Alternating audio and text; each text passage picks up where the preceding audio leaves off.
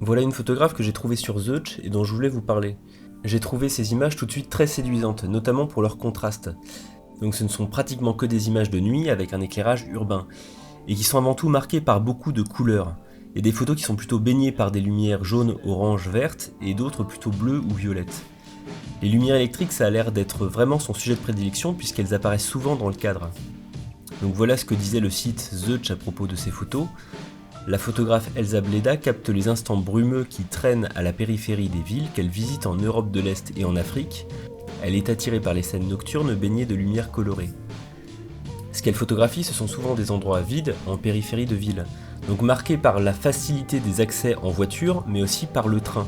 Ce sont des endroits extrêmement bétonnés, avec beaucoup de lampadaires, des structures en métal et aussi avec beaucoup de végétation. Tous ces éléments projettent des silhouettes sur les photos en contre-jour de ces lumières électriques.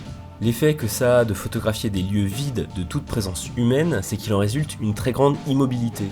On a un peu l'impression que ces lieux sont hors du temps. Ils sont dans une espèce de stase, une sorte d'attente. Si on met les couleurs électriques de côté, on a quelque chose qui ressemble beaucoup à du Edward Hopper, notamment le tableau Les Oiseaux de Nuit. Il y a aussi ce thème de l'attente chez Hopper. Mais si on regarde les couleurs, on pense à David Lynch, mais aussi plus récemment à Winding Refn.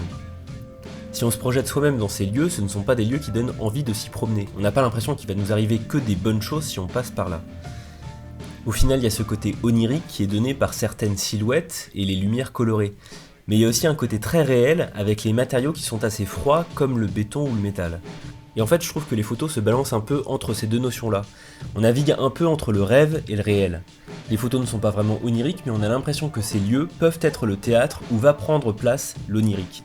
Et ça, c'est un sentiment qu'on retrouve beaucoup dans le cinéma de Lynch. Il ne va pas forcément se passer quelque chose d'étrange, mais c'est l'occasion que des événements étranges se produisent. Du coup, n'importe quelle silhouette se transforme en menace. Au fur et à mesure qu'on regarde les photos, on voit qu'il y a énormément de photos sur cette thématique. Et on s'aperçoit alors que la photographe fait de longues balades nocturnes dans les périphéries de villes. Finalement, sa posture est un peu celle d'une mouche qui serait attirée par la lumière. Voilà, petite partie vlog en fin d'épisode, mais je continue à passer des images. Je voulais essayer de faire un format un petit peu moins construit, dans lequel je ne parle pas forcément de photographes mythiques. Je vois beaucoup de photographes sur internet qui font des choses très intéressantes et je trouve ça dommage de ne pas en parler. La deuxième raison pour laquelle je fais un deuxième format, c'est parce que c'est plus facile à produire et ça m'intéresse d'avoir des choses rapides à faire pour avoir un rythme de publication plus régulier. Voilà, merci d'avoir regardé l'épisode, à bientôt.